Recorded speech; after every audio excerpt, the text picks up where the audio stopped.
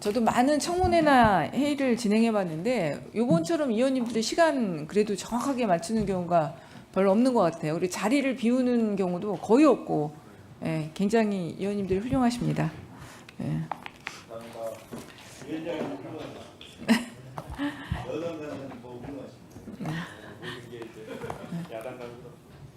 그래서 청문회도 무사히 그 청문 보고서도 채택되기를 바라겠습니다. 네. 다음은 그러면 이제 존경하는 이소영 의원님 질의해 주시기 바랍니다.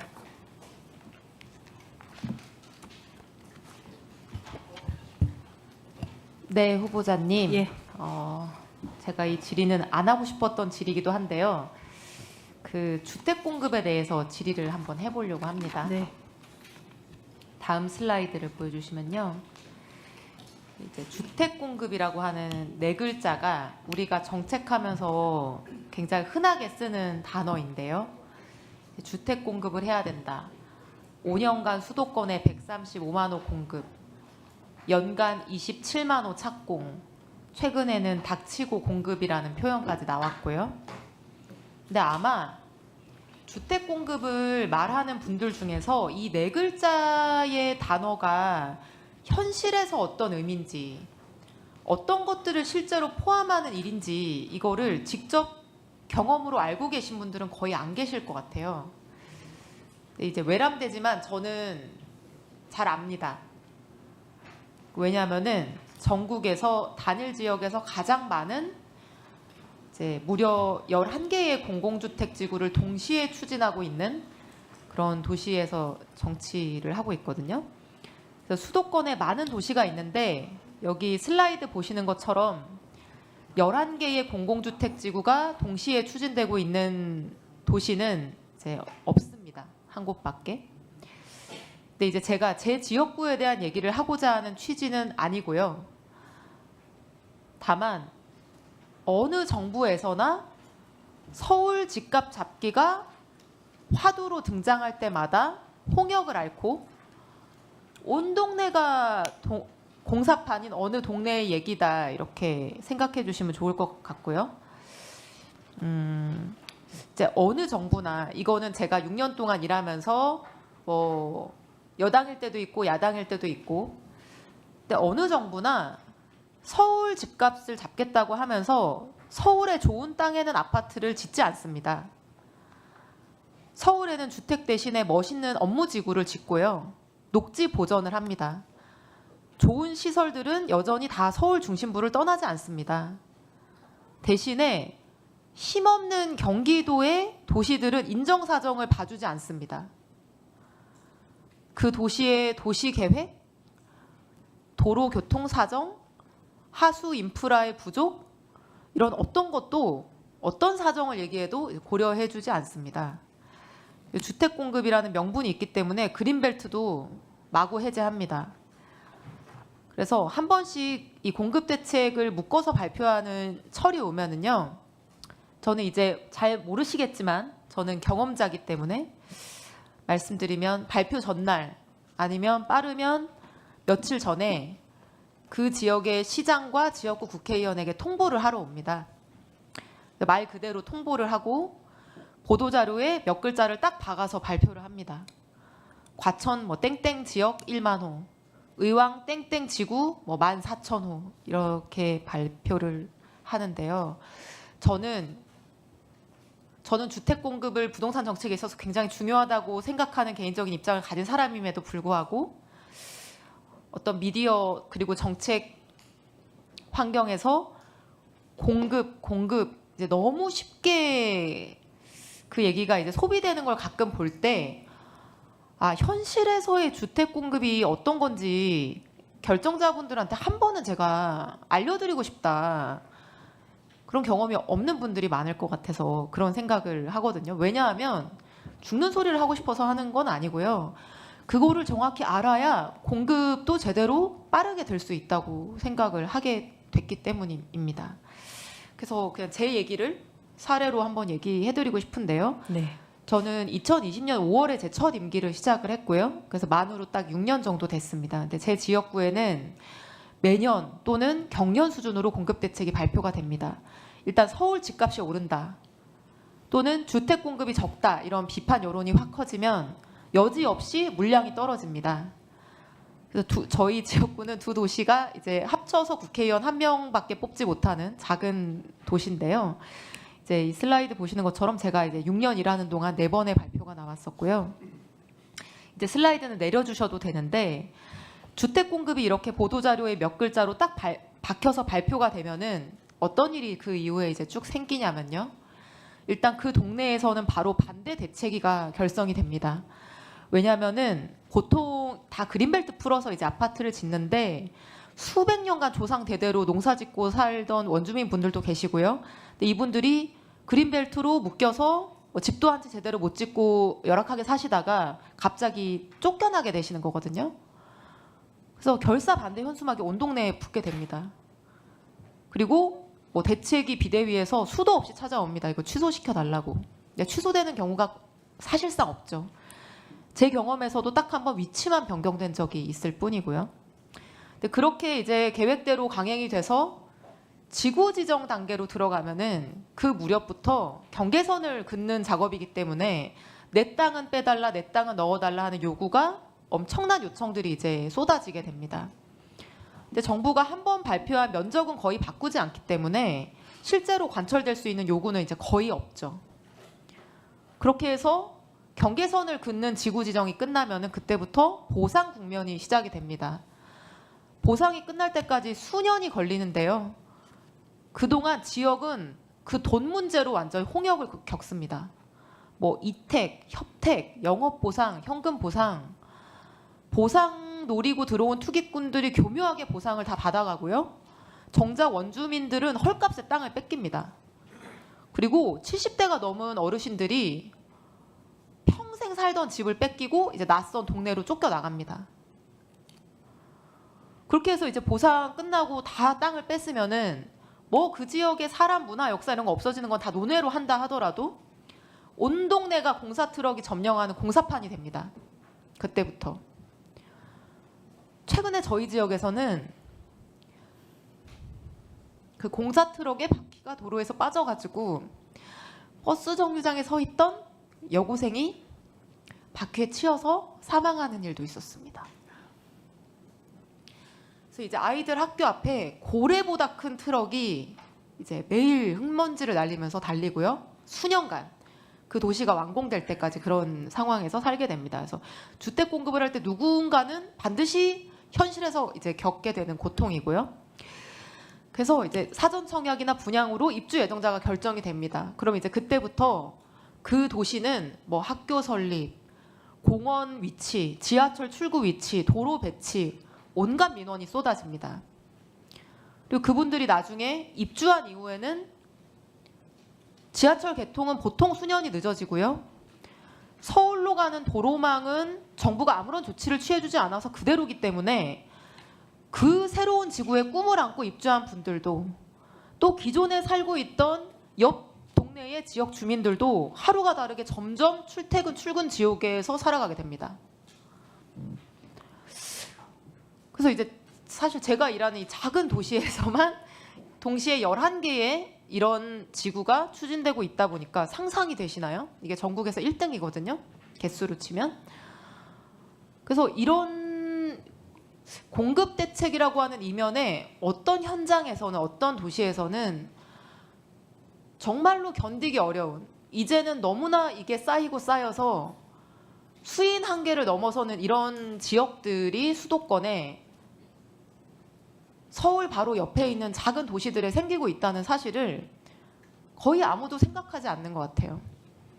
몇만 호 공급 이렇게 멋진 보도자료가 나오고 나면은요, 그 전에는 정부가 통보하러 찾아와서 필요성을 읍소하고 반발하지 말아달라 이렇게 설득도 하지만 공급 대책 발표하면은 본인들 할 일 다 했다고 생각하고 손을 뗍니다.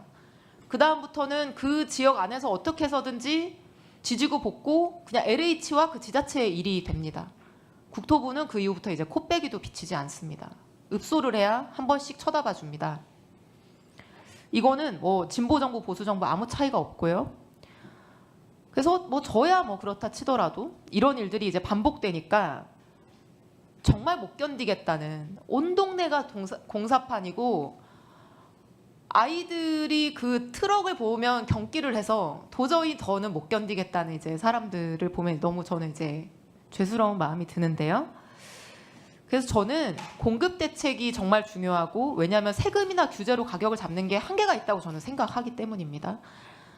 그런데 사실은 서울의 핵심 지역의 업무지구를 축소해서라도 가장 좋은 땅에 아파트를 공급하는 게 저는 이제 적합한 해결책일 텐데, 그게 아니라 다양한 공급 대책을 진행을 하더라도 이렇게 조선시대 함영하고 곡물 뺏어가듯이 하는 공급이 아니라 정말 그 지역의 어려움이 무엇이고 필요한 것이 무엇인지, 그리고 이렇게 보여주기식으로 한 지역에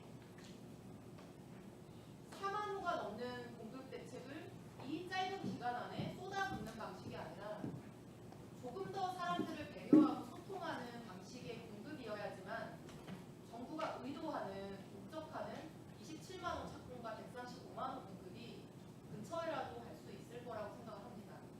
그래서 제가 오늘 이 보충 질의에 어떤 질의를 할까 고민하다가 지역구 질의를 별로 하고 싶지 않았지만 이 얘기를 언젠가는 정부에서 일하는 높은 분께 얘기하고 싶었던 얘기여서 말씀을 드립니다.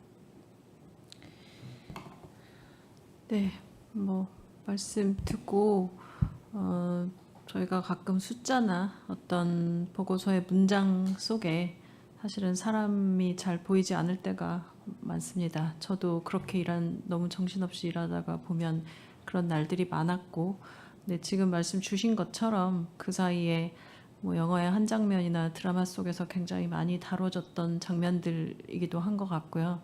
그런 부분들에서 좀 더 잘 생각해 봐야 하는 부분들이 있는 말씀이라 생각합니다. 뭐 우리가 그 도시를 건설하고 그리고 사람이 사는 공간을 만들 때 있어서 집도 필요하지만 사실 주거 인프라라고 하는 것이 전체적으로 같이 설계되어야지 살기 좋은 도시가 된다는 건 우리가 다 알고 있고, 뭐 누구나 강남을 좋아하는 건 그 인프라가 굉장히 잘 갖춰져 있고 수십 년간 정부가 투자한 굉장히 많은 그 세금 자원으로 만들어진 공간이기도 합니다. 그래서 다른 공간들에 대해서도 그런 투자가 필요하다는 부분들에 대해서는 뭐 개인적으로는 저는 그렇게 생각하는데요. 나머지 부분들은 우선 말씀 듣는 걸로 마감하겠습니다. 네, 수고하셨습니다. 청문회 끝나도 꼭 이런 질의 내용들은 좀 마음에 새기고 네, 정책에 그렇겠습니다. 반영될 수 있도록 했으면 좋겠습니다. 네. 네, 다음은 그 강순규 간사님 질의해 주시기 바랍니다. 예, 늦게까지 후보자님 수고하십니다. 정책 질의를 좀 하겠습니다. 정부가 삼성전자와 SK하이닉스의 제2반도체 클러스터를 우리 민주당의 텃밭인 호남권에 집중 배치하는 방안이 연일 보도되고 있습니다. 보도에 따르면 투자 규모가 삼성전자의 경우 200조가 넘고 하이닉스도 200조가 넘는다고 보면 총 400조를 넘는 투자 규모입니다. 아직 발표가 안 됐지만 지금 언론에서 보도되는 것들이 대체 그런 내용입니다. 혹시 지금 용인 반도체 투자 규모가 얼마 정도 되는지 아십니까, 총리 후보님? 네, 정확한 숫자 지금 기억 못합니다. 1,000조 원입니다. 이거 중요한 그 사안입니다. 아마 네. 중소기업 장관으로서는 관련이 없을 수 있지만 총리 후보자께서는 굉장히 이 숫자 정도는 정말 사전에 공부를 좀 해보셔야 했는데 네. 1,000조 원입니다. 지금 여기에 1,000조 원이 SK 하이닉스 요즘 하이볼티지 메모리로 정말 일약 우리 국내 최대 기업으로 부상한 HBM을 생산하는 SK 하이닉스가 600조 원 정도 투자한다는 것이고요. 삼성전자가 한 360조 원 투자합니다. 그러니까 1,000조 원에 이릅니다. 그런데 지금 호남에다가 이렇게 이제 400조 이상 투자를 한다 그러면 이게 용인에 지금 투자하기로 했던 내용 등이 이쪽으로 이전되는 것인지, 용인 투자 규모를 정말 뭐 절반으로 쑥쑥 잘라서 가져가는 것인지, 아니면 용인은 용인대로 하고 또 투자하는지, 기업이 그렇게 여력이 있는 건지, 무려 1,400조 원의 투자 계획이 나온다는 건데 그럴 것 같지는 않거든요. 결국 용인 투자가 일부 이전되지 않을까 이렇게 보여져요. 그런데 지금 전 세계에서 지금 AI 전쟁, 국가 대항전이 이루어지고 있는데 이 국가 대항전은 그냥 기업에 대한 전이 아니에요. TSMC나 이런 데서 하는 거 보면 그동안 일본에서 투자한 규모도 보면 그러니까 기업, 국가, 무슨 시민사회 영역 등에 다 총체적으로 지원해서 하는데 우리는 벌써 여기에 정치 영역이 막 들어가면서 지역 투자로 옮기고 지금 호남에 용인 반도체 지금 뭐 제대로 시설 시작도 안 했는데 이렇게 뭐 이것을 어디로 옮기느니 이렇게 되니 결국 지금 언론이나 뭐 사이트에서 보면 다 호남 몰빵론이에요. 반도체 들어보셨어요? 호남 몰빵론? 우리 총리부장님이 이게 굉장히 큰 최대 현안일 거예요. 총리로 인준이 나신다면 그럴 겁니다. 그래서 과연 이렇게 정부가 정치적 이념에 의해서 이렇게 움직였을 때 국가 미래 전략 산업이 과연 제대로 될 수는 있느냐. 총리 후보자는 총리에 되시면 대통령이나 정치권에서 이런 움직임이 있다 하더라도 각계의 기업이나 이런 여론을 반영해서 아까 우리 김희정 의원이 여러 차례 지적하는 것처럼 이것을 대통령이 이런 부분에서 대통령은 정치적 이념에 따라서 정당의 어떤 여러 가지 따라서 또 거기에 경도될 수도 있는데 총리께서는 기업의 입장에서 각 부처의 어떤 조정 능력에서 업무의 효율성 측면에서 이런 분을 직언할 수 있어야 된다는 게 우리 총리 자질론을 얘기하는 것입니다. 네. 저도 이걸 질문하는 거예요. 그래서 이 문제를 질문합니다. 지금 해당 기업들이 이런 부분을 투자를 하려고 할 때는 어떤 소부장이나 에너지나 요즘 가장 첨단 기업은 예전에 또 물, 용수 이런 문제들 또 물류 이런 걸 총체적으로 결정해서 합니다. 저는 충청도 사람이고 충청도에 사실은 그 반도체 공장 부지가 천안에 큰 공장 부지가 있어요. 그런데 이 윤석열 정부 때 윤석열 대통령께서 용인으로 가고 그거를 뭐 수도권 여러 규제를 다 완화해서 할 때도 우리 충청도에서는 굉장히 억울해하면서도 그것을 지금 반도체가 국가의 미래 살려 먹거리를 좌우한다기 때문에 가만히 있었어요. 충청도 사람들이 그래 뭐 바보 멍충이라 그런 게 아니지요. 그런데 이거를 지금 호남 몰빵으로 이전한다 그러니까 충청도 사람들이 지금 부글부글 끓어요. 내가 이거 하나하나 짚어볼게요.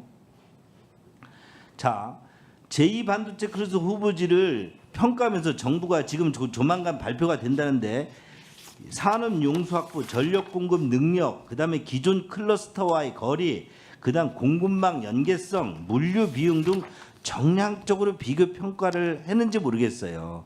지금 최근에 이 문제와 관련해서는 이재명 대통령께서 총수들 관련 삼성전자라든가 하이닉스의 총수들을 청와대로 초청해서 식사했다는 보도가 나왔잖아요. 뭐 거기에서 이런 용량 이런 것 등을 다 해서 용인보다는 호남이 좀 더 나을 것 같다. 이런 전략이었을까요? 그런 거 상의했을까요? 후보자님 혹시 그런 생각 해보셨어요?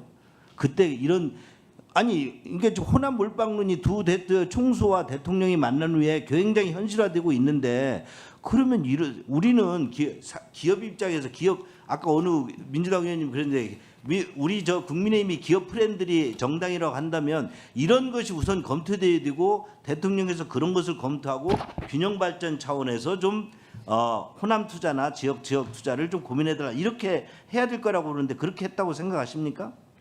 지금 지난번에 정책실장 관훈 토론에서 말씀하신 내용들을 보면 지금 현재 용인 클러스터 관련된 이전이나 중단은 없다고 말씀하시고 그리고 호남 충청 클러스터 논의는 좀 마무리를 하고 있다고 이 정도 말씀하신 거는 그런 부분들이 네. 제가 이제 우려하는 것은 겉으로는 그러죠. 그러나 용인 클러스터에 대한 투자 계획이 늦춰지면서 호남으로 가는 거지요. 그리고 용인에 당초 1,000조 투자하는 것들이 당초에는 5년 내에 끝내야 되는데 10년, 20년 걸린다고 그러겠지요. 뭐 우리는 그런 부분들에 대해서 어떻게 정부가 또 기업들이 할지는 대략 예상이 됩니다. 그런데 제가 이렇게 호남 투자를 하는 거 호남 투자해야죠. 호남도. 그러나 이게 기업의 입장에서 기업의 여러 가지 산업 전략 측면에서 여러 어떤 클러스터라는 그 전체적인 입장에서 효율성을 따지는데 지금 나오는 얘기들은 그런 게 아니란 말이죠. 기업 입장에서 나온 얘기가 아니고 정치권에서 호남 투자 나오고 대통령이 나서고 총수들이 그에 응해서 급작스럽게 가버려요. 이게 우리나라 대한민국의 지금 미래 산업 전략의 먹거리를 만드는 건지에 대해서 굉장히 우려스럽고 총리 후보자께서 아니 평생 IT IT 기업에 있었잖아요. 그리고 소위 말하는 기술 선도 투자 기술이 대한민국을 먹여 살리고 하는 거에 앞장서서 AI 대전환 시대 적임 총리라고 한다면 이것이 기업의 입장에서 산업 전략에서 맞는지를 대통령께 정확히 보좌를 할 수 있어야 돼요. 그런 부분이 있는지 모르는데 지금 용인의 투자 규모가 얼마인지도 모르신다고 그러면 지금 이런 부분에 대해서 지금 준비가 안 되고 고직 대통령이 하시겠다고 그래서 호남 투자 결정하면 그냥 총리가 가실 생각입니까? 근데 의원님 이 투자의 규모라고 하는 것이 사실 뭐 1, 2조 투자도 아니고 네. 삼성이나 하이닉스나 네. 모두 다 미래에 엄청난 그 투자를 지금 결정하는 거 아닙니까? 예. 이 부분에 대해서 지금 정도의 두 세계적인 규모의 기업들이 정부가 이야기한다 해서 어떤 지역을 결정하고 이러지는 않을 거라 생각하고요. 잠깐만요. 이미 최태한 회장 네 말씀하시죠. 이렇습니다. 그 두 기업 총수만 아니라 그 업계에서 있잖아요. 저희가 산자위에 있었잖아요. 그동안 반도체 투자 등을 할 때 무조건 여기 수도권 용인 이상 벗어나면 안 되고 그것은 인력도 그렇고 여러 가지 요건, 전력 이런 것에 대해서 떠날 수가 없다고 그랬었어요. 그동안 그걸 수도 없이 주장했어요. 그런데 갑자기 호남에 몰빵 투자를 하겠다고 나서니 그것이 지금 총리 부자께서 기업들이 정상적으로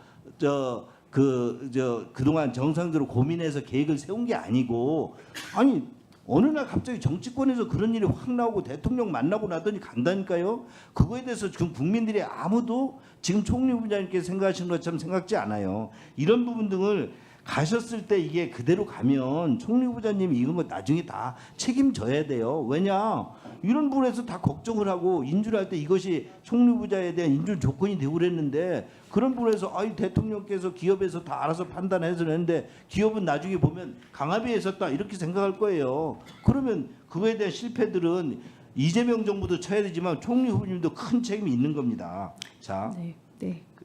더 좀 나가 보겠습니다. 예. 저희 충남 제가 아까 충남 같은 경우는 제가 충남에 유치하자는 얘기 아니에요. 그런데 이재명 정부가 이런 부분에 대한 산업 입지에 대해서 전략적 판단을 하느냐에 대한 의문을 제기하는 겁니다.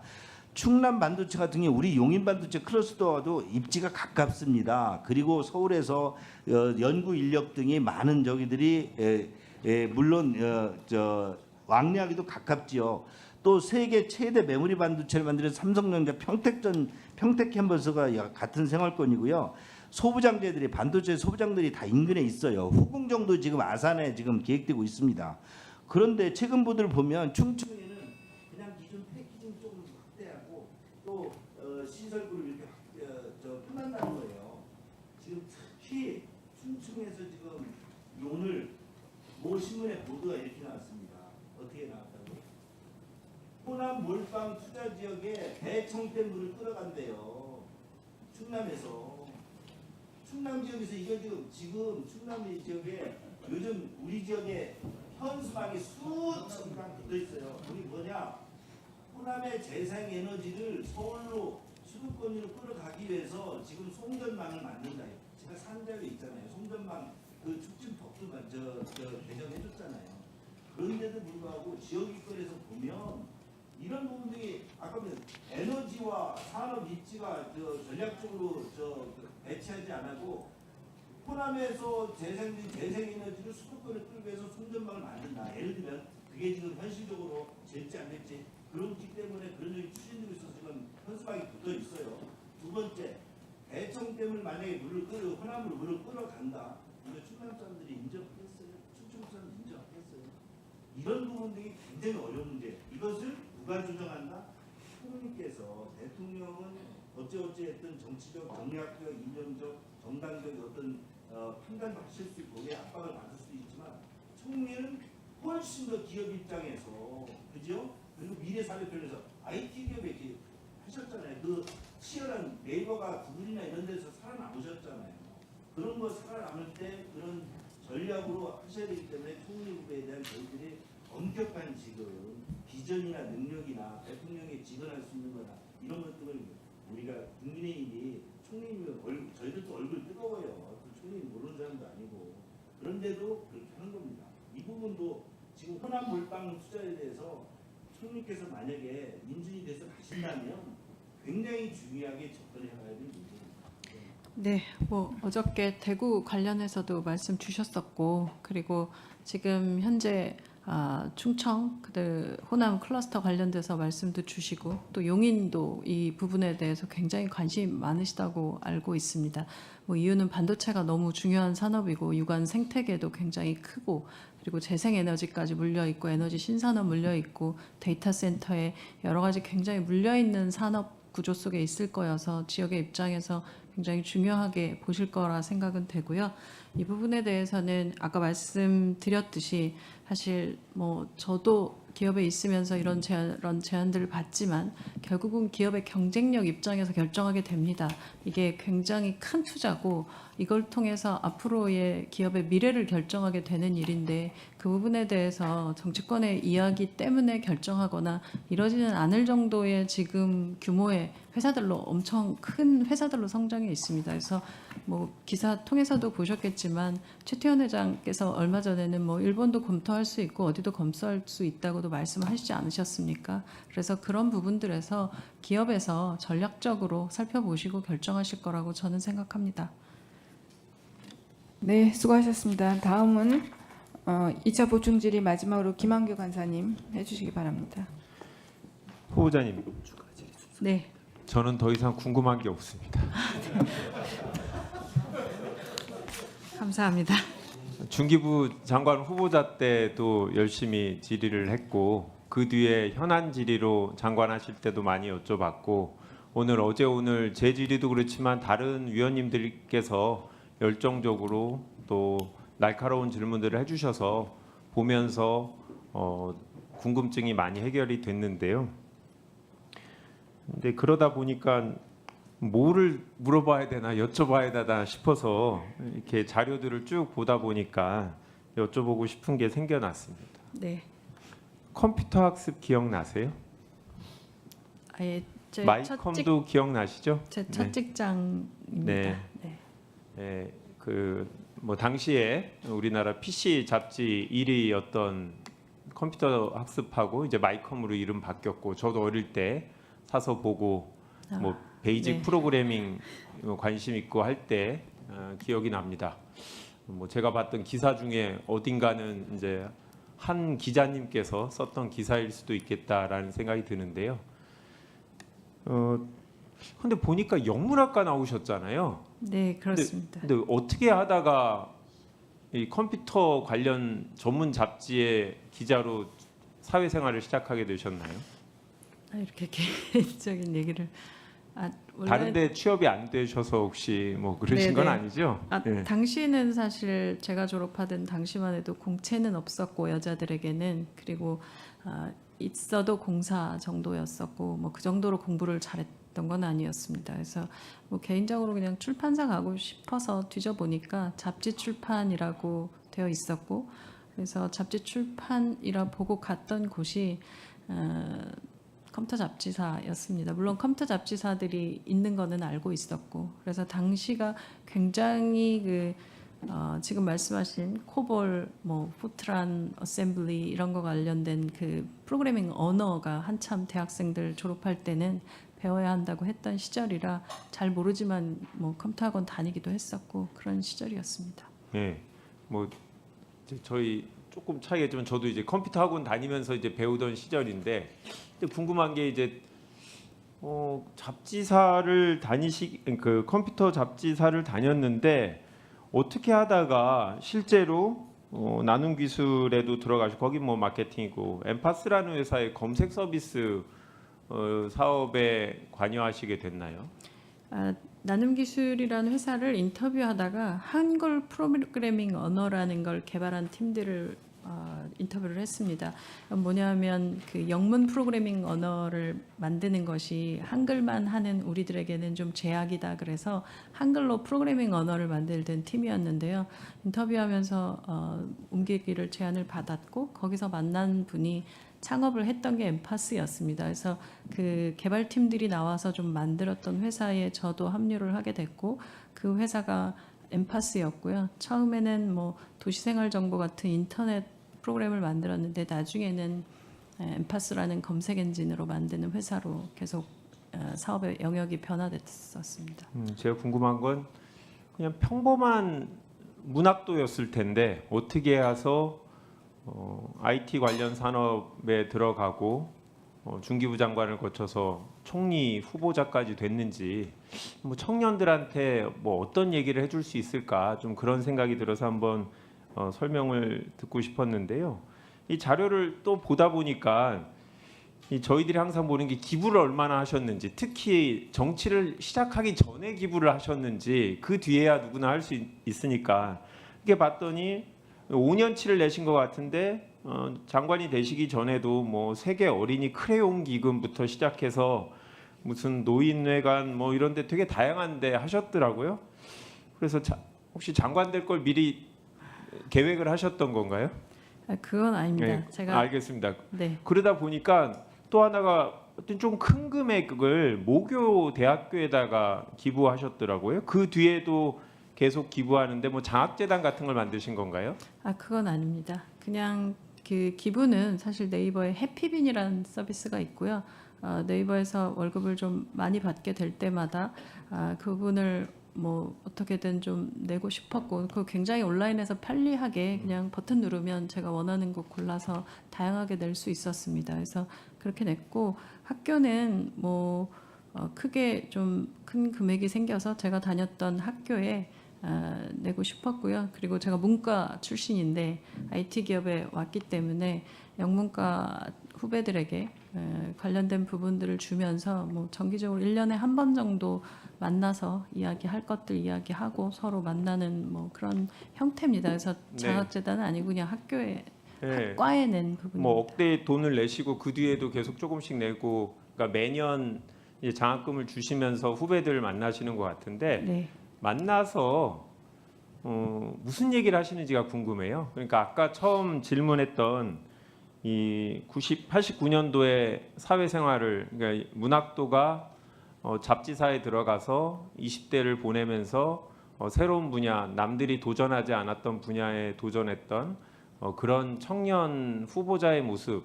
그러니까 지금 2026년에 사실은 저도 뭐 AI가 뭐 이렇게 급속도로 변화하는데 이게 젊은 그러니까 청년 세대들한테 뭐 어떻게 준비해야 되냐라는 얘기를 하기에는 경험이 되게 제한적이거든요. 근데 하여튼 이 시대에 가장 뭐 중요하게 생각하는 AI, 뭐 IT 기업에서 근무하셨던 후보자이시니까 후배들한테 어떤 얘기를 하시는지 그게 이제 청년들한테 어떤 의미 있는 얘기가 될 수 있을지 궁금해서 한번 여쭤봅니다. 뭐 그렇게 거창한 얘기를 하지는 않습니다. 왜냐하면 그냥 대학생들 졸업하면서 걱정하는 진로, 다음번에 뭐 유학을 가야 될지 아니면 취직을 해야 될지 이런 얘기들 물어볼 때마다 질문마다 대답을 하는데요. 그중에 인상적이었던 질문은 제가 지금까지 오는 데 있어서 어떤 부분이 제일 중요하게 생각하고 있냐라는 질문이었고 거기에 제가 대답했던 부분은 지금도 그렇게 생각합니다. 3년 뒤에 나는 무엇을 하고 있을까라는 건 제가 20대 때부터 첫 직장 다니면서부터 계속 생각했던 질문인 것 같습니다. 3년 뒤에 또 이 일이 재밌다고 생각할까라는 것이 제가 젊었을 때 생각했던 거고 저에게는 재미와 의미라는 두 가지 단어가 있는데요.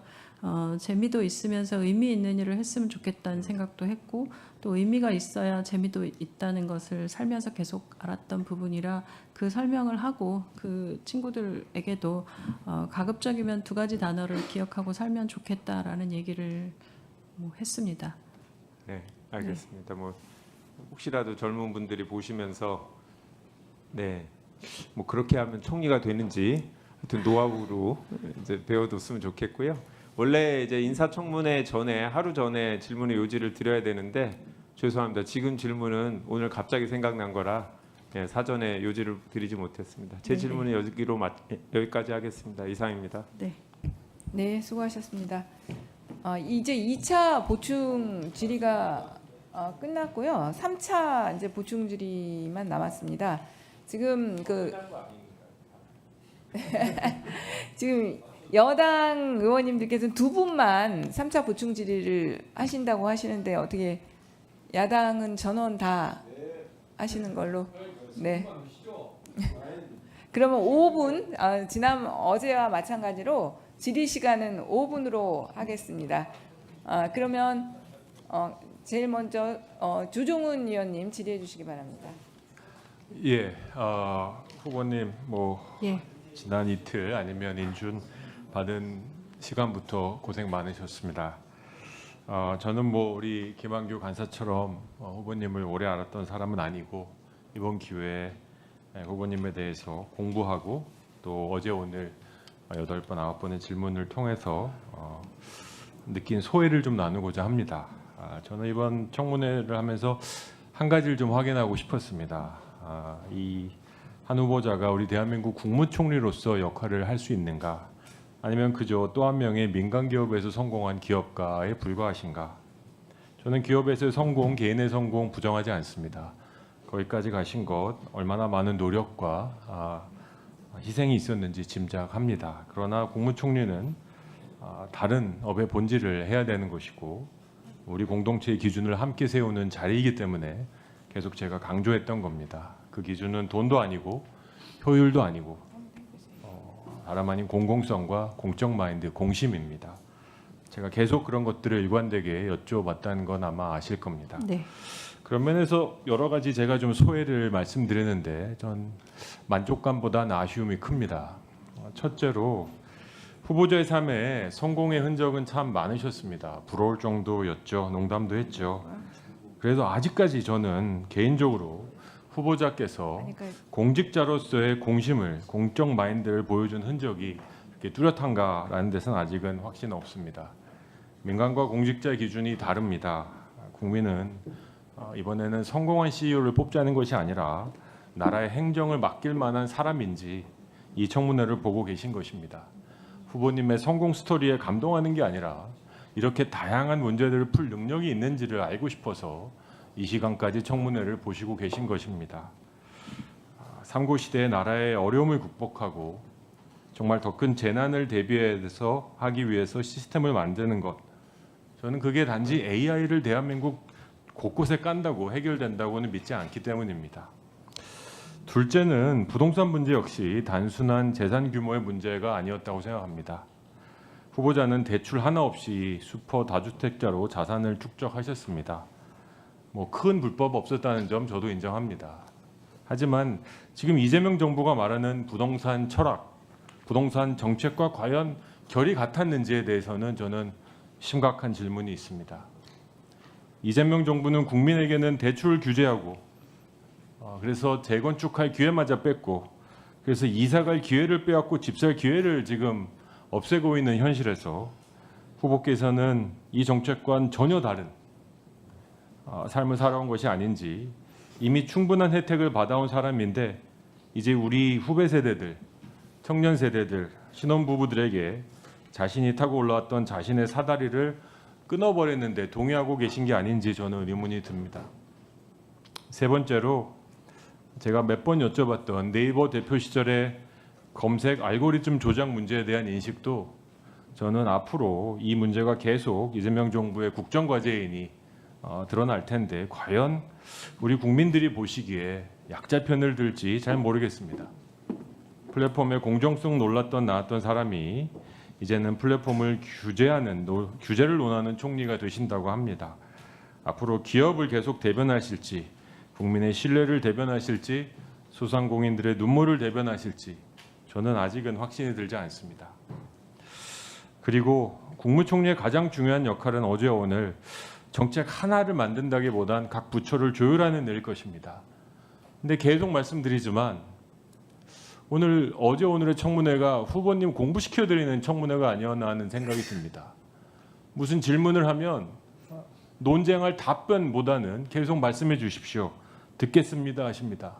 교육 정책도 그렇고 외국인 정책도 그렇고 이런 복잡 다단한 시대일수록 총리의 국정 방안과 철학이 어떤 게 있는지 그다음을 적용해 나가시면 되는 거 아니겠습니까? 그런데 저는 후보님이 매우 익숙한 소수의 분야 빼고는 국정 운영의 철학과 국가 철학 이런 거에 대해서는 들어본 경험이 없습니다. 자기 전문 분야인 그리고 AI가 아니면 그저 듣겠다, 공부하겠다라고 하신 말만 제 머릿속에는 기억이 납니다. 후보자의 철학을 듣고 싶은 것이었는데 국민을 대신하는 의원들에게 이야기를 해달라는 말씀을 반복하신 뿐이었습니다. 기업의 효율성은 국가의 운영과는 좀 달라야 된다고 생각합니다. 좋다 나쁘다가 아니고 다른 업이기 때문입니다. 기업의 이익을 극대화하는 데 매우 성공적이셨던 후보님이 과연 우리 사회의 공공이익을 극대화하시는 데 최적화된 인물인지 저는 아직은 잘 모르겠습니다. 개인의 성공 스토리에 감동하는 감동 드라마가 아니었습니다. 어제 오늘의 청문회. 정말 힘들게 살고 계신 우리 국민들이 저 한성수 후보에게 내 삶을 맡길만 한가? 라는 질문에 답을 찾고 싶으셨는데 후보자께서는 얘기해 주십시오. 듣겠습니다라고 하셨습니다. 국무총리는 그저 대통령을 무조건적으로 보좌하는 자리는 아니라고 저는 생각합니다. 오히려 국민을 대신해서 정부 정책을 조정하는 자리여야 된다고 생각합니다. 마지막 문장입니다. 후보님, 앞으로 인준해 되시면 이 국무총리의 무게를 다시 한번 생각하시면서 활동해 주시기 바랍니다. 이상입니다. 네. 네, 수고하셨습니다. 다음은 최혁진 의원님 질의해 주시기 바랍니다. 네, 총리 후보님, 아마 이제 전 부처의 주요 정책들에 대한 이야기를 들으시느라고 많이 좀 힘드실 것 같아요. 근데 이제 그럼에도 불구하고 이제 총리라는 무거운 직책을 맡게 되시는 그 상황 앞에 있기 때문에 어쩔 수 없다라고 생각합니다. 대한민국 공직사회는 굉장히 유능합니다. 총리 후보께서 잘 모르셔도 총리가 되셔서 기본은 다 해냅니다. 하지만 기본 이상을 하게 하려면 알고 지켜보셔야 되는 건 어쩔 수 없는 숙명이기 때문에 많은 분야에 대한 이야기를 또 학습하시고 들으시고 고민하셔야 되는 것 같습니다. 저는 이제 오늘 마지막 질인데요. 공적개발 원조 사업에 대한 이야기를 좀 드리고 싶습니다. 국제개발 협력 사업 굉장히 중요한 사업이죠. 앞으로 이제 대한민국이 AI 혁신을 통해서 저는 적어도 좁게는 동아시아의 평화 번영을 선도하는 나라가 우리 대한민국이 될 것이라고 저는 굳게 믿고 있습니다. 그런 과정에서 각국의 신뢰를 얻어내는 데 있어서 우리가 국제개발 협력 사업에서 굉장히 큰 성과를 만들어 나가는 것은 중요하다고 봅니다. 지난 정권에서 국제개발 협력 사업에 문제가 많았던 건 잘 알고 계시죠? 네, 내용 알고 있습니다. 또 통일교가 로비를 해서 건진법사가 김건희에게 또 로비를 하고 그것이 캄보디아 ODA 사업을 왜곡시켰다라고 하는 의혹 때문에 아직까지도 특검에서 수사가 있습니다. 그래서 ODA 전반에 대해서 이재명 정부에서는 성과 위주로 전면적으로 일단 예산도 좀 줄이긴 했지만 개편을 하겠다라고 해서 지금 진행이 되고 있지만 어쨌든 김민석 총리께서도 대한민국 ODA의 수준을 세계적인 수준으로 더 끌어올리겠다라고 입장을 밝힌 바 있지 않습니까? 그래서 총리께서 각별히 관심을 가져주셨으면 좋겠다는 생각을 하고 있고요. 과거에 우리나라가 ODA에 상당히 많은 예산을 썼음에도 불구하고 투입 대비 성과는 그렇게 좋지 않았습니다. 이유는 지금 ODA 사업이 그 사이에 유상 사업은 기재부가, 무상 사업은 외교부가 이렇게 해서 주도해서 하고 있습니다. 원래 유무상이 같이 가야 되는 거죠. 무슨 얘기냐면 특정 나라에 우리가 개발 사업들을 지원한다라고 하면 예를 들어서 유상 사업으로 산업단지나 이런 개발 사업을 한다 그럴 때 그 전에 아이들을 교육하는 교육 환경을 조성한다라든가 이런 부분들은 다 무상 사업이에요. 유무상이 함께 융복합해서 갈 때만이 ODA 사업은 성과를 만들 수 있음에도 불구하고 기재부는 유상 사업을 자신들의 보따리처럼 쥐고 있었고 협력이 잘 안 됐습니다. 제가 외교통일위원회 있을 때 기재부에 아주 강한 저항이 있었음에도 법을 자꾸 수정을 해서 외교부가 관리를 통합할 수 있고 또 총리실에서 전체적인 진두지휘를 강하게 할 수 있는 법 개정안을 이끌어낸 적이 있는데요. 이 변화된 환경을 통해서 국무조정실이 또 국무총리실이 대한민국 ODA를 완전히 저는 혁신해야 된다라고 생각하고 있습니다. 한두 가지 이야기를 드리고 싶어요. 우리나라 대한민국 청년들의 얘기를 해보겠습니다. 모두의 창업에서도 보셨겠지만 대한민국 청년들은 굉장히 진취적입니다. 또 하나 독특한 특징이 있어요.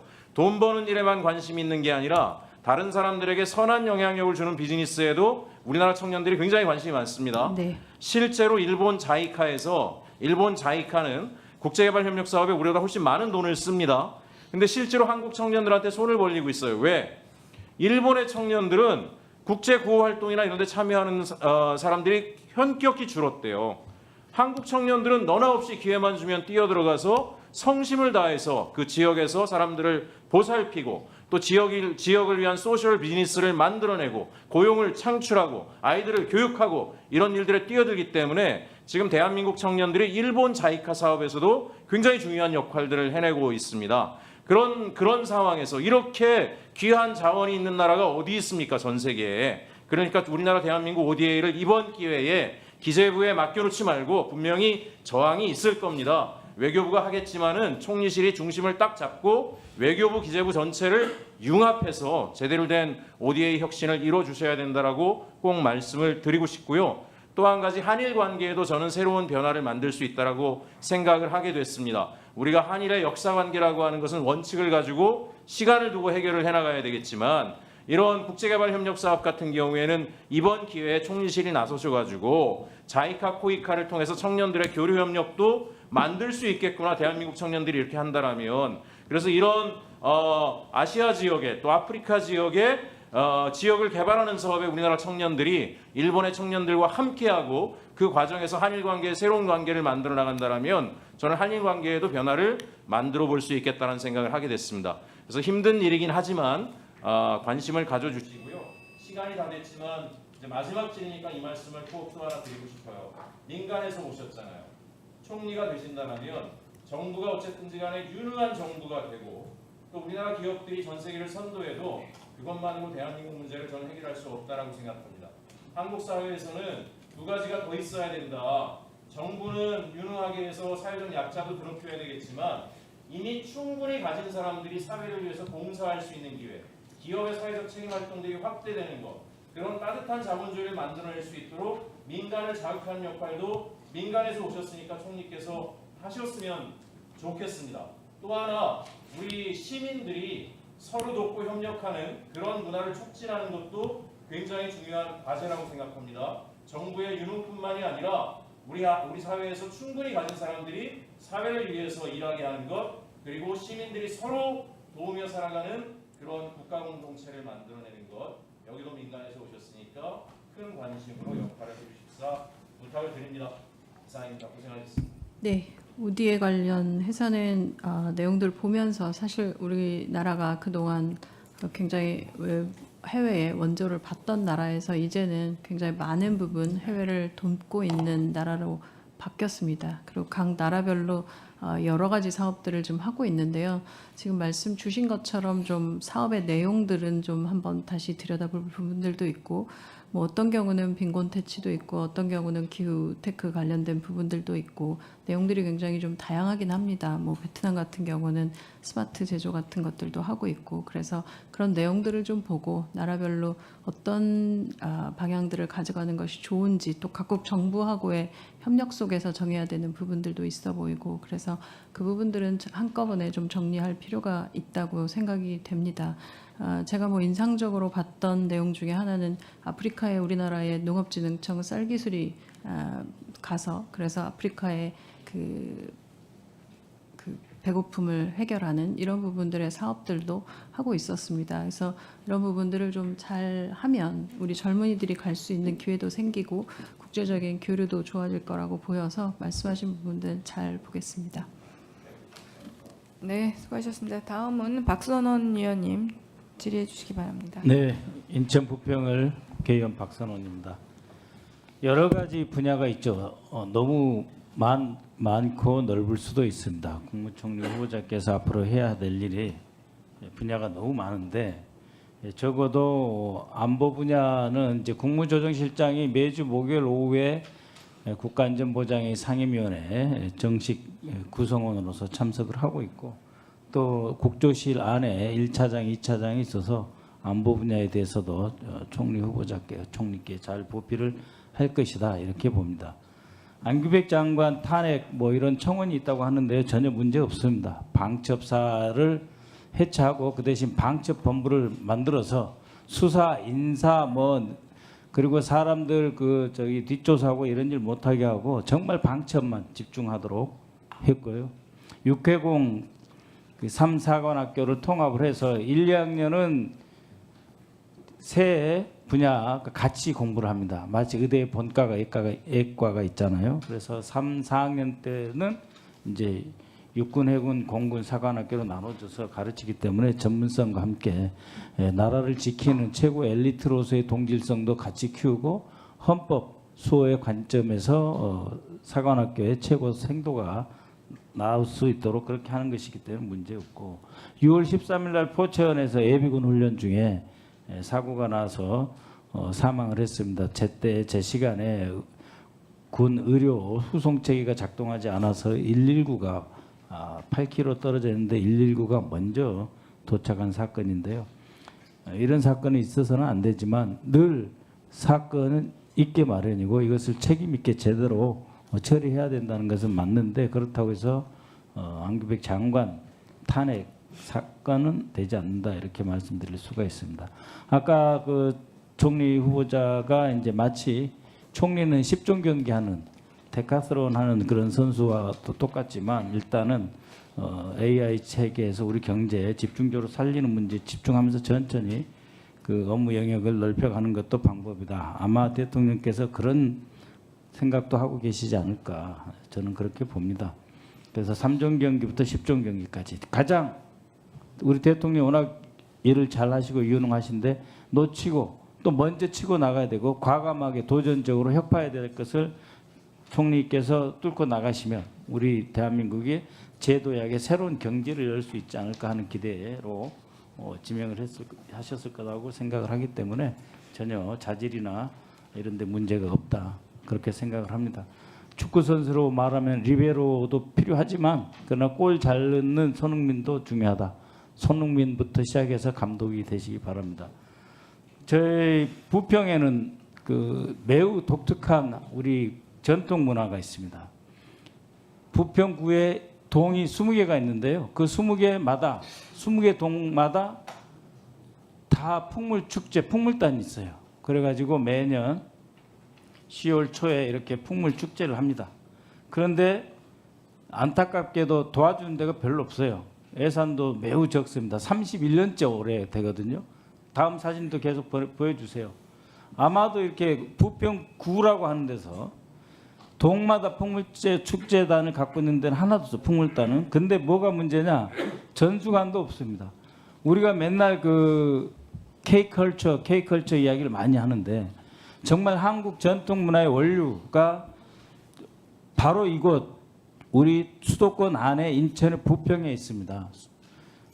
근데 전수관 하나도 없습니다. 그래서 소프트 파워가 어느 때보다도 중요한 이러한 시기에 총리 후보자께서 총리가 되시면은 이런 문화, 진짜 한국 문화, K컬처라는 말 속에서 한국 문화의 원류와 본성이 다 흐트러지고 있어요. 뭐 K-팝 하다못해 맥주 축제, 뭐 외국인 불러다가 공연하는 것까지 다 K-팝 그 K컬처라고 녹여내는 거는 좋은데 실제로 그렇지 않습니다. 우리 문화, 우리의 원류를 좀 더 총리실에서 잘 챙겨줬으면 좋겠다 하는 거고요. 그 다음에 이제 그 대통령께서 그 반도체 이야기하시면서 호남, 영남, 충청까지 다 전국이 균형 발전할 수 있게 되고 우리의 그 대표 산업으로 자리 잡고 있는 이 반도체의 어느 특정 한 곳을 마치 특혜 주듯이 그렇게 하실 분은 아닙니다. 그런데 이제 지역 균형 발전이 좋은데 바로 이 인천이 완전히 대한민국의 신산업 주도 그런데 빠져 있습니다. 그런데 대통령께서 한 말씀 하셨어요. 고도화를 하겠다. 수도권은 고도화를 하겠다. 그래서 뭐 반도체 연구소도 좋고 어쨌든 가장 그 첨단 핵심 기업의 중추를 꼭 우리 인천에도 볼 수 있도록 도와주시기 바랍니다. 인천에 되면 전국으로 다 뿌려주는 여우기지가 될 겁니다. 인천에서 전국으로. 이제 네, 완전히 잘 듣겠습니다. 지역 지리로 바뀌고 있는 것 같습니다. 네. 지금 다음은 김희정 의원님 질의해 주시기 바랍니다. 네, 국민의힘 부산연제구 김희정입니다. 장관님으로 있을 때 업무와 관련된 내용 질의 드리겠습니다. 그 모두의 창업, 개인정보 유출 사건 발생 이후에 언제 보고를 받고 인지를 하신 거죠? 지금 16일 날 발대식이 있었고요. 17일 날 그 관련 보고를 좀 받았습니다. 그러니까 사고 발생은 언제입니까?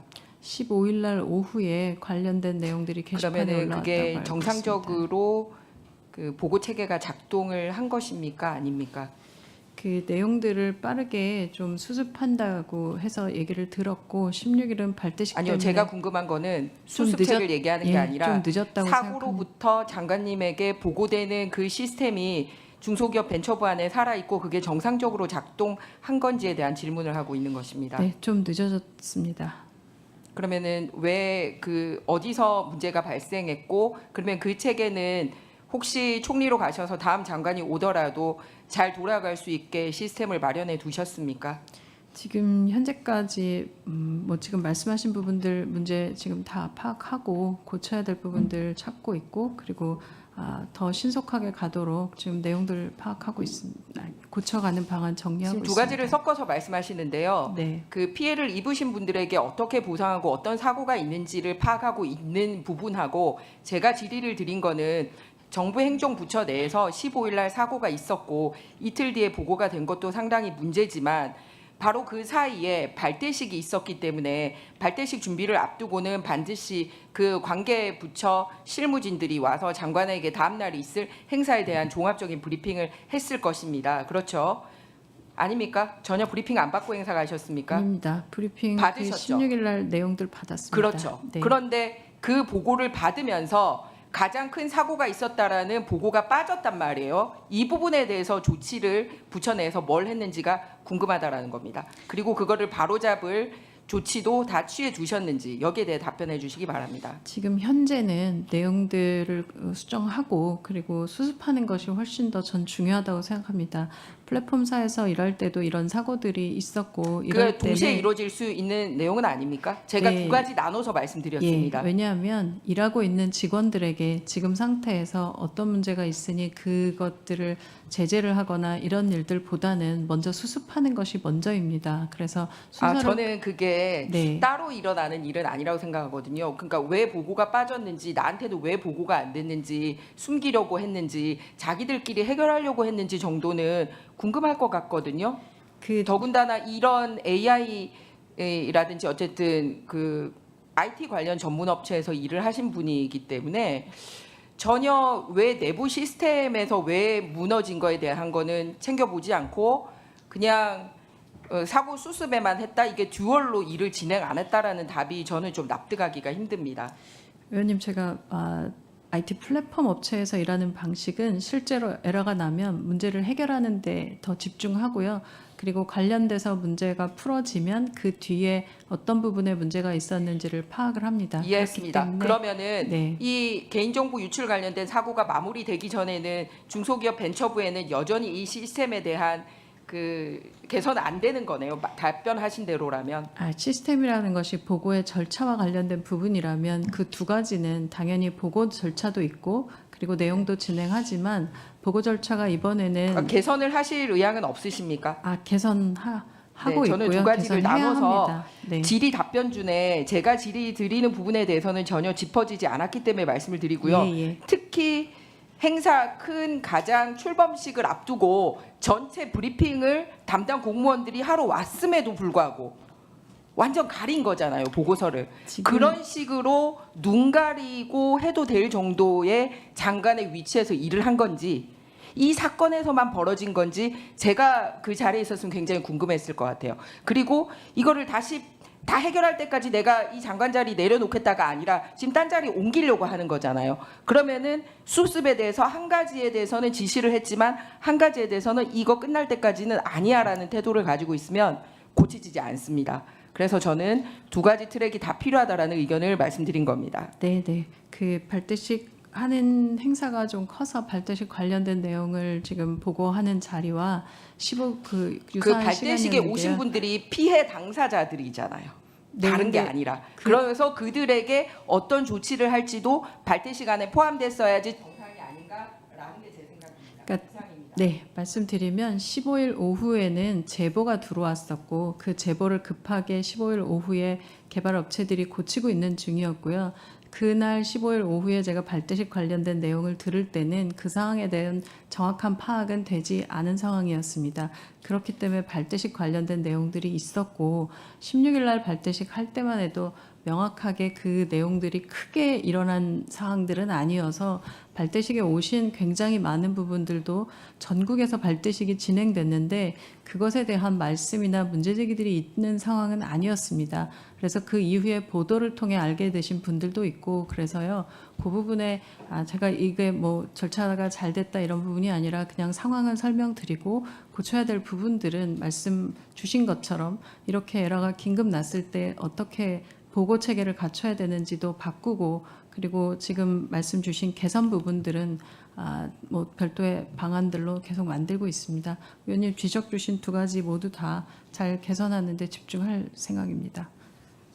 개인정보 유출 사고는 피해 사실 피해자가 즉시 인지를 하지 못하고 두고 사고가 되기 때문에 16일 날 바로 피해 사실이 크게 드러나지 않았다라고 얘기하는 거는 이 사고에 대한 규모에 대한 인식 차이가 좀 있는 것 같습니다. 그것이 아니고 16일까지는 해당자들이 모르셨다는 거고요. 오전 행사였기 때문에 오후에 저희가 내용에 대해서 모두 관련된 부분들 5,000명 분께 관련된 내용들은 다 공지를 해드렸고요. 지금도 사이트에는 관련 공지들이 있습니다. 그리고 신고센터도 바로 열어서 실제로 피해 사례들이 어떤 부분들이 있는지도 받고 있고 지난번 말씀드린 것처럼 피해 사례는 광고 메일 받은 것들이 지금 현재는 저희가 밝혀낸 피해 사례들이어서 관련된 부분들은 국정원도 참여하고 개인정보 보호위도 그리고 경찰도 와서 관련 조사들을 지금 하고 있는 중입니다. 세부적으로 관련 사항들이 나오면 그건 제가 책임지고 보고 드리고 나머지 개선 방안들도 제가 책임지고 진행해야 되는 상황이라고 생각하고 있습니다. 네, 수고하셨습니다. 다음은 김성규 의원님 질의해 주시기 바랍니다.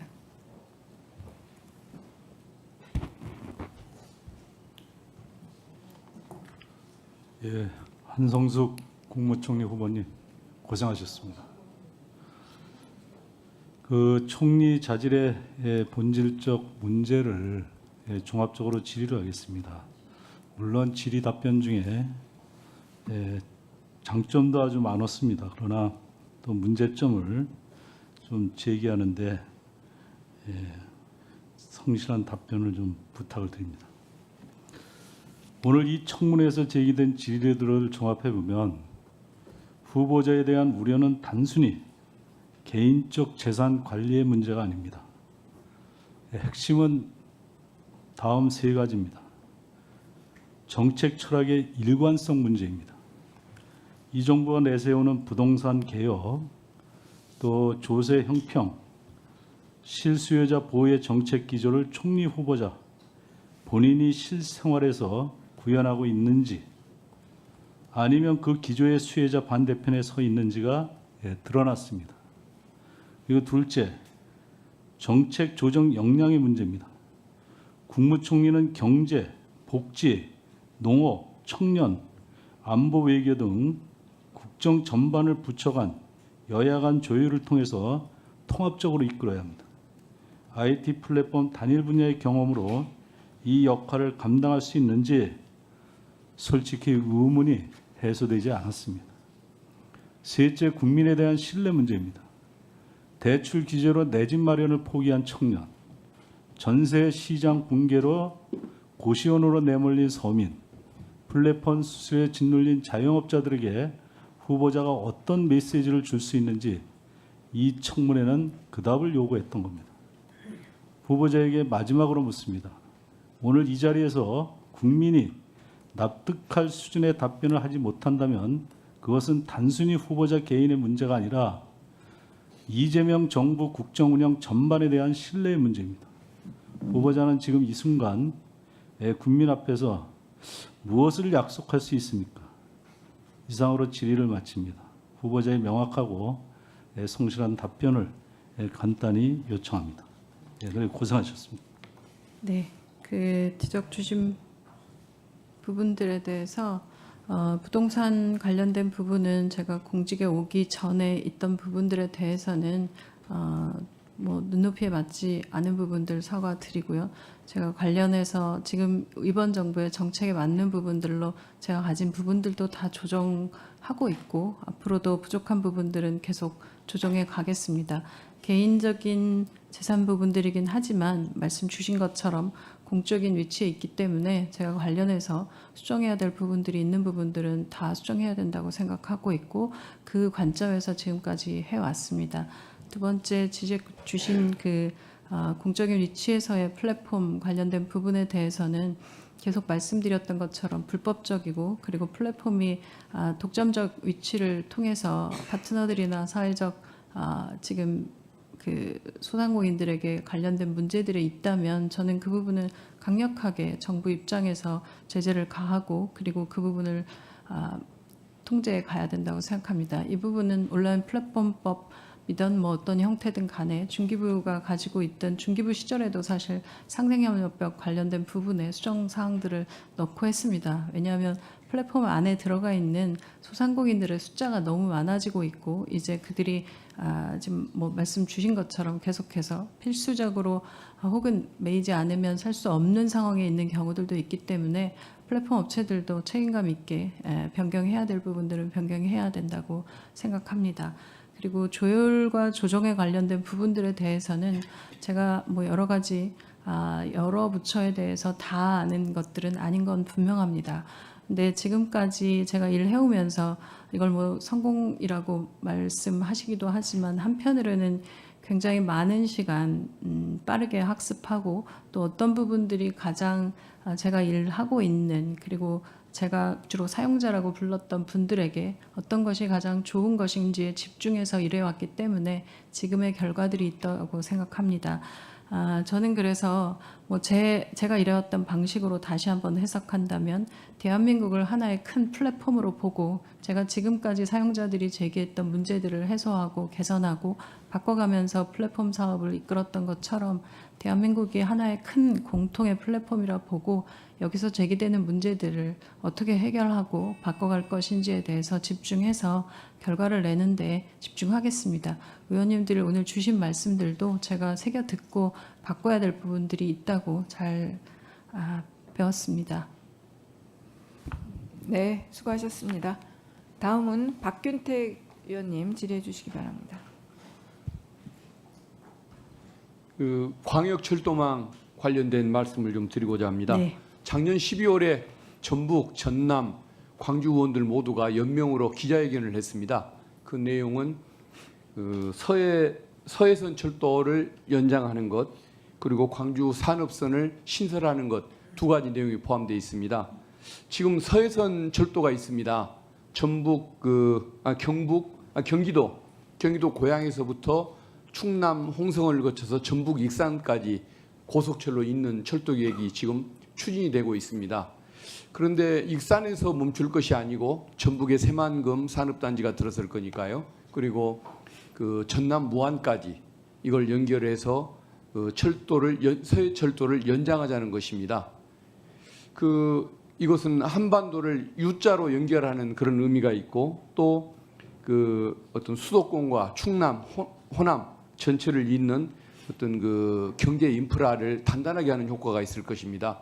그리고 동해안에 수요가 훨씬 적은 동해안에 동해선 철도가 있는데 서해안 철도가 없어야 할 이유는 없다라는 것 이제 그 이유 때문에 주장이 되고 있는 겁니다.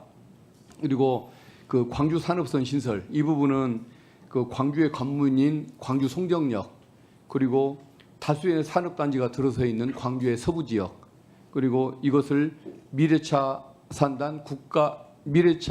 국가산단 그리고 빅그린 산단 여기를 지나서 영광의 대마산단 여기를 거쳐서 서해 철도에 연결을 하자는 것입니다.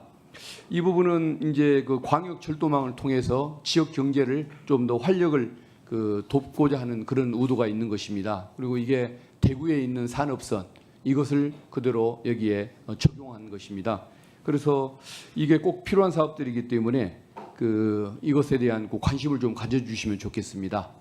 국토부가 아마 머지않아 그 제5차 국가철도망 계획을 발표할 예정인 것으로 알고 있는데 그 국토부 철도망 계획에 이 서해철도 연장 그리고 광주 산업선 연결 이 부분이 포함될 수 있도록 후보자께서 관심을 좀 가져주시면 고맙겠습니다.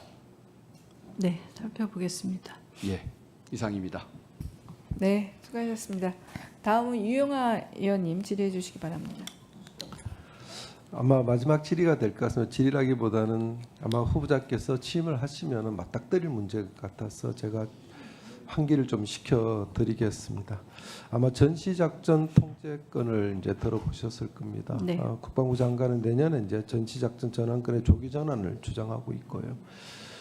제가 볼 때 전시작전권을 전환하기 위해서는 두 가지 이제 조건이 필요한데 이게 한미 연합 사이 지휘 능력은 별로는 치더라도 북한 공격에 대해서 저희가 정찰하는 능력, 그다음 방어 능력이 필요하다고 봐요. 근데 이제 진영에 따라 또는 보는 사람에 따라서는 지금 조기 전환해도 아무 문제가 없다는 의견도 있고 또 우려를 가진 분도 있습니다. 근데 안보라는 것은 약간의 실수만 있어도 안 되는 거 아니겠습니까? 그래서 조금 보수적으로 볼 필요가 있다. 저는 그렇게 보고 있고요.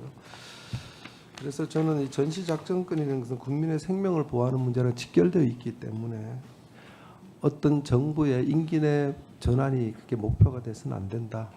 충분한 전환 조건이 이루고 난 다음에 전환이 되어야 된다. 이렇게 저는 보고 있습니다. 그리고 마지막으로 이제 제가 볼 때 현재 우리 한국군이 북한군과 단독으로 맞이쳤을 때 정보 자산이나 미사일 방어 체제가 저는 완벽하지 않다고 보고 있습니다. 그렇게 이렇게 정비되지 않은 상태에서 전작권의 조기 전환을 서두르는 것은 자칫하면은 국가 안보에 치명적인 우려가 있을 수가 있고 그리고 국가 안보를 실험대에 올리는 우를 범할 수 있다고 저는 그렇게 보고 있습니다. 자주 국방은 정말 중요한 것이고 우리가 꼭 추구해야 되고 내야 될 목표는 맞습니다. 그렇지만 자주 국방은 준비된 힘에서 이루어지는 것이 말에서 이루어지는 건 아니라고 봅니다. 제가 후보자께 질의 드리는 것은 뭐 이것으로 마치고 이틀 동안 청문회를 지켜보면서 또 청문회에 임하면서 제가 느꼈던 소회를 잠시 말씀을 드리고 마치고자 합니다. 이 청문회에 오면서 처음에 제 스스로 약속했던 건 사람의 인격에 대해서는 절대로 존중을 하겠다는 마음을 갖고 들어왔습니다. 그리고 후보자가 국무총리이기 때문에 국무총리로서 국정정반을 다 파악하는 것은 저는 지금 상태는 어렵다고 보지만 그래도 제가 가장 중요하게 생각했던 외교와 안보와 경제 문제에서 나름대로 제가 포인트를 중요하게 봤던 부분을 질의를 드렸고 그다음에 국무총리로서 대통령을 보좌할 때 과연 어떤 총리가 되실 건가에 대해서 제가 판단하는 기준점에 대해서 말씀을 조금 드렸습니다. 후보자의 답변을 들으면서 때로는 답답하기도 하고 때로는 희망을 갖기도 했습니다만은 여러 의원님들이 질의를 하셨고 아마 후보자께서 많이 느끼셨을 겁니다. 이 국무총리란 자리는 공부를 해서 준비해서 가는 자리는 아니라고 봅니다. 다만 저는 지금의 위치보다 앞으로 그분이 갖고 있는 자질과 능력으로 봐서 기대를 가질 수 있으면 저는 그럴 수 있다고 보고 있습니다. 개인적으로 하나 아쉬움과 미안함을 전하겠습니다. 사실 가족 간의 관계를 질문을 할 때 후보자 개인에 대한 문제보다 이 청문회를 지켜보고 있는 가족들에 대한 생각이 좀 많이 떠올랐습니다. 저도 형제간들이 있고 또 형제들끼리의 여러 가족들마다 얘기가 있습니다. 한편으로 굉장히 부러웠고 그리고 누나로서 동생들을 살뜰하게 챙기는 부분에 있어서 되게 존경의 마음도 있었습니다.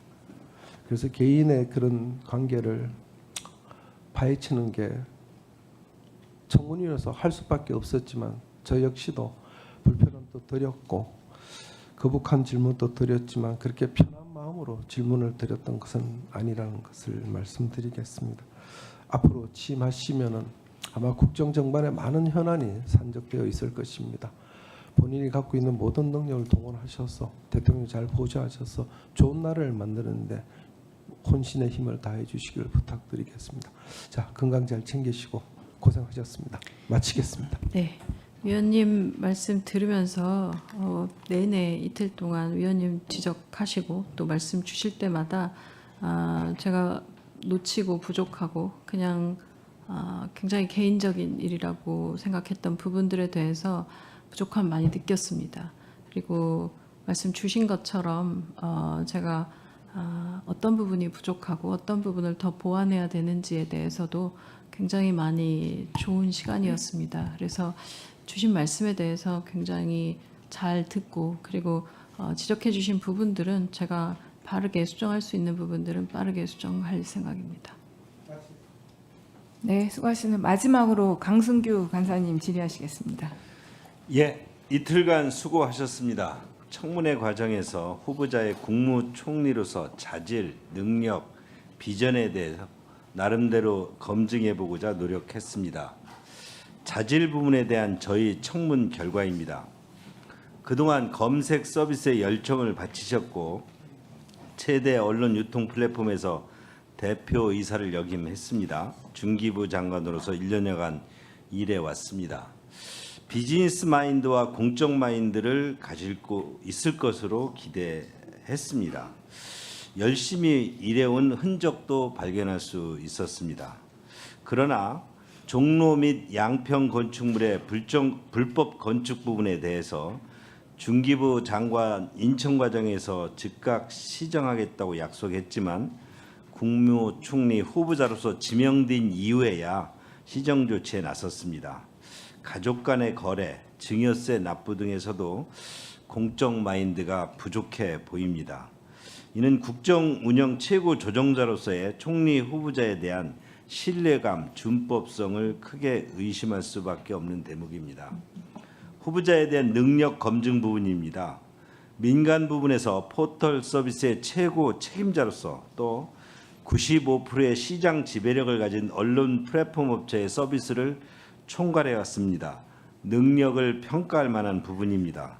그러나 그 과정에서 알고리즘 조작 문제, 댓글 정책의 악영향, 또 팬덤 정치의 원인 제공 등 부정 평가도 만만치 않습니다.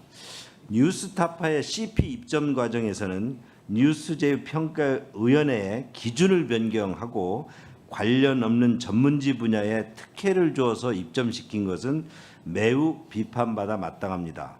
후보자의 IT 분야에 대한 전문성이 사회 변화에 긍정적 변화만을 발휘했는지에 대해서도 의문을 가진 부분이 사람들이 많이 있습니다. 후보자의 비전 부분입니다. 미래 먹거리로서의 첨단 산업에 대한 총체적 전략 마인드, 지역 균형 발전을 위한 조정 능력, 비즈니스 프렌들리 정책과 공적 영역의 조화, 부동산, 주택, 민생 부분 등에서 정부 정책과 시장 경제의 부조화를 조정할 수 있는 비전 부분에 대한 경험이나 경륜 그리고 이에 대해서 성찰하고 고민이 매우 깊었는지도 좀 의심스럽습니다. 검찰 보안 수사권 폐지 여부, 공소 취소 특검 등 이재명 정부의 2년 차에서 최대 이슈로 되고 있고 여당 내부에서도 또 여야 관계에 있어서도 상당한 논란이 예상됩니다. 국민들도 다양한 목소리를 지금 내고 있고 이재명 정부의 여러 가지 지지도와 그리고 정당의 여러 가지 지난 지방선거나 또 앞으로 여러 가지 사건에서 평가가 엇갈립니다. 그런데 이에 대해서 후보자가 대통령에게만 오직 초점을 맞추고 있지 않는지 이 문제가 가지고 올 수 있는 지금 우리 대한민국에서의 여러 가지 국정 질서, 사법 질서에서 미치는 파급을 고려할 때 이에 대한 매우 후보자의 앞으로 이런 부분에서 정책이 또 후보자가 맡을 역할들에 대해서 우려스럽습니다. 이 부분들에서 좀 앞으로 어떤 과정이 남아 있을지 모르지만 더욱더 성찰하셔서 국민의 목소리에 기울여야 되지 않을까 저는 그렇게 진단드립니다. 총리는 1인지하 만인지상이라고 합니다. 이는 국민과 대통령을 잇는 소통 가교 역할에서 최전선에 있다는 것입니다. 총리가 무너지면 국민들의 의견을 반영할 수가 없습니다. 왜냐하면 대통령은 구주군 걸 계속 민심으로부터 저 현장에 아주 절박한 현장의 민원에서는 거리가 멀어질 수밖에 없습니다. 그것은 누구나 역대 어느 대통령도 다 겪었던 일입니다. 그런 만큼 총리가 이런 부분에 있어서 대통령에게 제대로 민심을 전하고 그래서 국민의 목소리가 대통령에게 좀 더 전달되게 하는 것이 총리의 최대 역할이라고 생각합니다. 그러나 지금 저희가 지난 그 청문과정에 나온 것은 대통령의 심기 경우에 치우치고 있다는 평가를 내릴 수밖에 없습니다. 그런 만큼 국민 심기 경우에 적합한 국무총리 후보자냐에 대해서는 저는 부적합 판정을 내립니다. 감사합니다. 네, 수고하셨습니다. 이 지금 보고서를 아예 쓰신 것 같아요, 우리 간사님. 네. 네.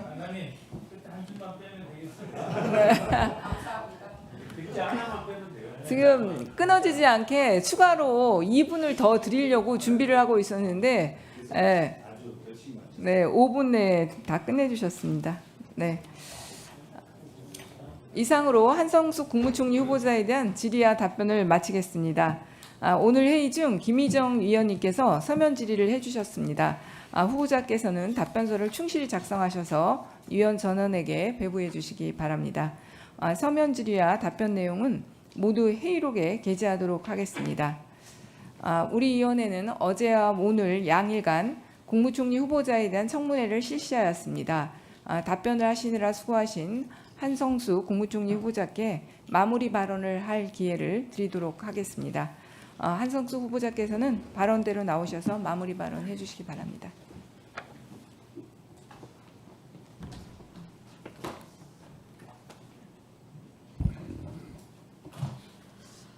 존경하는 인사청문특별위원회 위원장님 그리고 위원님 여러분, 지난 이틀 동안 저를 검증해 주시고 또 국정에 대한 소중한 의견과 질책과 또 그 가르침을 주신 위원님들께 진심으로 감사드립니다. 아울러 긴 시간 청문회를 지켜봐 주신 국민 여러분들께도 깊이 감사드립니다. 저는 누군가의 시간을 받았을 때 참 많이 감동하고 감사드립니다. 지난 이틀 동안의 시간, 그리고 이틀을 위해서 준비한 긴 시간의 청문위원님들의 시간도 함께 정말 감사드립니다. 이번 청문회는 저를 돌아보는 동시에 또 국무총리라는 자리가 지닌 책임의 무거움을 다시 한번 깊이 새기는 시간이었습니다. 위원님들께서 지적해 주신 부족한 점은 겸허히 받아들이고 또 시행해서 고칠 부분들은 빠르게 고치고 주신 고견은 소중한 가르침으로 삼겠습니다. 국회와 국민께서 저에게 일할 기회를 주신다면 AI 대전환을 이루고 그 과실이 중소기업과 소상공인 그리고 골목상권과 노동자들에게 연결되도록 애쓰겠습니다. 여야 의원님들께서도 민생이 어려운 지금 초당적으로 협력해 주시기를 부탁드립니다. 또 이 과정에서 함께해 주실 현장의 일선 공무원분들께도 미리 감사드립니다. 법륜스님께서 유퀴즈에 나와서 말씀하셨던 재행무상이라는 표현이 떠오릅니다. 변하지 않는 것은 없다는 뜻이었습니다. 변화하는 세상에서 변화를 받아들이지 못할 때 고뇌가 생긴다고 스님께서 말씀하셨습니다. 또 제가 각오를 첫날 말씀드렸던 건데요. 우리 젊은 청년들도 또 이렇게 노래했습니다. 신호등이 밭귀었고 또 도가니를 사리지 말고 울타리를 넘어야 한다고 말했습니다. 저도 몸 사리지 않고 새로운 변화에 적응하고 그리고 새로운 기회를 만들어가는 그 길에서 국민 여러분들과 함께 할 수 있도록 최선을 다하겠습니다. 감사합니다. 예, 수고하셨습니다. 아유, 이거 이 청문회에서 박수 친 건 처음인 것 같은데요. 저도 그래요? 네. 네. 자, 저도 마지막으로 이 청문회 이틀 동안 한 소회를 간단하게 말씀드리겠습니다. 이재명 대통령께서 후보자를 국무총리로 지명한 것은 일하라 그렇게 말을 하셨다 그랬는데요. 그동안에 중소기업부 장관으로서의 일하시는 모습을 보고 또 일을 잘할 것이라고 생각하고 국무총리 후보자를 지명했다고 생각합니다. 그리고 AI 시대에 가장 적합한 국무총리 상이라는 그런 생각도 하셨을 거라고 생각합니다. 그래서 그런 인사권자의 의견 그리고 국민들의 의견을 받아들여서 정말 좋은 총리 후보자가 됐으면 좋겠고 총리가 됐으면 좋겠다는 생각입니다. 그리고 일부 의원님들께서는 계속 듣겠습니다 이렇게 말씀하신 부분을 모른다 이렇게도 표현을 하셨는데 저는 그게 몰라서라기보다는 하나의 경청의 자세의 표현이라고 생각합니다. 물론 워낙 질문들이 방대했고 그렇기 때문에 모르시는 부분도 있는 게 너무나 당연한 것이죠. 지금 그렇지만은 아시는 부분도 경청의 자세로 그렇게 말씀을 하셨다고 생각하고 지금의 시대는 정말 이런 경청의 자세가 필요한 국무총리가 필요한 시대가 아닌가 싶습니다. 그런 부분 말씀드리고 싶고요. 예, 청문회를 2번 하셔서 조금 이제 정말 인생을 반추해 보는 그게 조금은 덜 하셨을 수도 있겠어요. 근데 정말로 이게 청문을 해보면 정말로 내가 어떻게 살아왔는지가 뒤돌아보게 되는 것 같습니다. 중소기업부 장관으로서 청문을 하실 때도 또 그러셨겠지만 이번에는 또 다르게 또 다른 책임감을 가지고 느끼시는 것이 많으셨을 거라고 생각합니다. 그 마음가짐을 잊지 마시고 앞으로도 계속 가지고 가셨으면 하는 바람입니다. 그리고 청문회 과정에서 우리 여야 간에 서로 입장이 다른 부분도 있었지만 의원님들 상호 간에 모두 배려하시면서 존중하는 마음으로 협조해 주셔서 위원장으로서 감사하다는 말씀 우리 의원님들께 드립니다. 그리고 후보자께서도 고생하셨다는 말씀 드립니다. 그리고 사실 저희가 6월 29일이 원래 보고서 송부이 20일이 되는 날입니다. 그래서 청문 심사 경과 보고서를 채택을 해야 되는데 아직까지 여야 간의 날짜가 시간이 합의가 되지 않았습니다. 위원장으로서의 바람은 이번에 청문 보고서를 함께 부적합 의견을 벌써 우리 강승규 간사님 말씀하신 부적합 의견과 적합 의견을 같이 병기하더라도 보고서를 채택했으면 좋겠다는 말씀을 드립니다. 심사경고보고서 채택은 좀 더 간사님들끼리 상의를 하고 말씀을 드리겠습니다. 모두 수고하셨습니다. 오늘 회의는 이것으로 마치겠습니다. 사내를 선포합니다.